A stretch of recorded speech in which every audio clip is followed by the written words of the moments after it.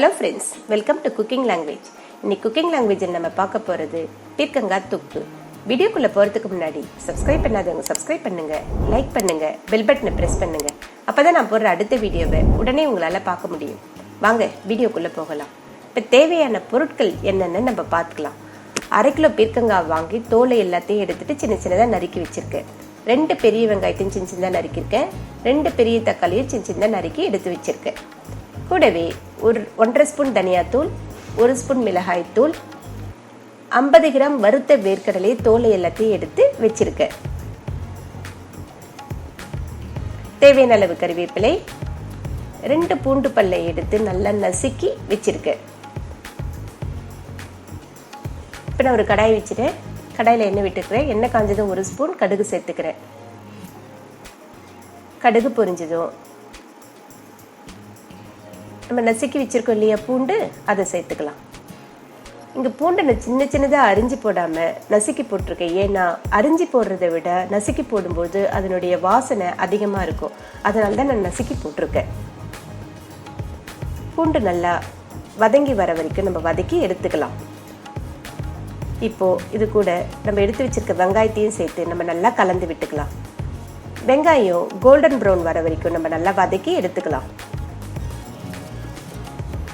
வெங்காயம் நல்லா வதங்கி வந்துருச்சு. இது கூட நம்ம எடுத்து வச்சிருக்க தக்காளியும் சேர்த்துக்கலாம். நல்லா கலந்து விட்டுக்கலாம். தக்காளியுடைய பச்சை வாசனை போகிற வரைக்கும் நம்ம நல்லா வதக்கி எடுத்துக்கலாம்.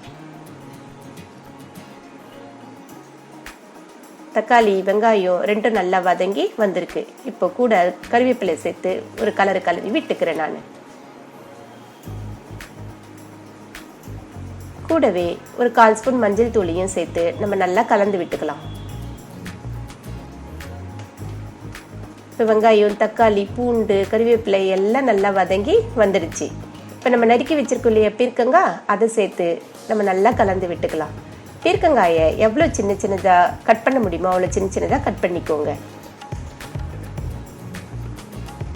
இப்போ இந்த பீர்க்கங்காய் வேகிறதுக்காக நம்ம ஒரு மூடியை போட்டு 5 நிமிஷம் நம்ம வேக விடலாம். 5 நிமிஷத்துக்கு பிறகு பீர்க்கங்காய் நல்லா வெந்து பீர்க்கங்காயில் இருக்க தண்ணியெல்லாம் வெளியில் வந்திருக்குது. இப்போ இது கூட நம்ம எடுத்து வச்சிருக்க மிளகாத்தூள், தனியாத்தூள் 2த்தையும் சேர்த்து நம்ம நல்லா கலந்து விட்டுக்கலாம். நான் இங்கே 1.5 ஸ்பூன் தனியாத்தூளையும் 1 ஸ்பூன் மிளகாய் தூளையும் போட்டிருக்கேன். உங்களுக்கு காரம் கம்மியாக வேணும்னா நீங்கள் 1/2 ஸ்பூன் மிளகாய் தூள் 1 ஸ்பூன் தனியாத்தூள்ன்ற பதத்தில் போட்டுக்கோங்க. இப்போ இதுக்கு தேவையான உப்பையும் நான் சேர்த்துக்கிறேன். சேர்த்து இப்போ இது எல்லாத்தையும் நம்ம நல்லா கலந்து விட்டுக்கலாம். இந்த மிளகாய் தூளுடைய பச்சை வாசனை போகிற வரைக்கும் நம்ம நல்லா வதக்கி எடுத்துக்கலாம். இப்போ இது கூட நான் ஒரு 1/2 டம்ளர் தண்ணியை சேர்த்து நல்லா கலந்து விட்டுக்கிறேன். இந்த மிளகாய் தூளுடைய பச்சை வாசனை போகிறதுக்காக இதை ஒரு 5 நிமிஷம் மூடி போட்டு வேக விடலாம். இப்போ நம்ம எடுத்து வச்சிருக்கோம் இல்லையா வேர்க்கல்ல, அதை நம்ம மிக்சியில் நல்லா தூள் பண்ணி எடுத்துன்னு வந்துடலாம். 5 நிமிஷத்துக்கு பிறகு நல்லா வெந்து தொக்கு பதத்துக்கு வந்துடுச்சு. இது கூட நம்ம அரைச்சி எடுத்து வச்சிருக்க வேர்க்கல்லையும் சேர்த்துக்கலாம். இது எல்லாத்தையும் நல்லா நம்ம கலந்து விட்டுக்கலாம். கூடவே கொஞ்சம் கொத்தமல்லியோ நான் இப்போ சேர்த்துக்கிறேன். இது எல்லாத்தையும் நல்லா நம்ம கலந்து விட்டுக்கலாம். நம்மளுடைய பீர்க்கங்காய் தொக்கு ரெடி ஆயிடுச்சு. இன்னைக்கு நான் இந்த பீர்க்கங்காய் தொக்கை சப்பாத்தி கூட தொட்டு சாப்பிட போகிறேன். நீங்களும் ட்ரை பண்ணி பாருங்கள். இந்த வீடியோ உங்களுக்கு பிடிச்சிருந்தனா லைக் பண்ணுங்கள், ஷேர் பண்ணுங்கள், சப்ஸ்கிரைப் பண்ணுங்கள். உங்களுடைய கமெண்ட்ஸை எனக்கு சொல்லுங்கள்.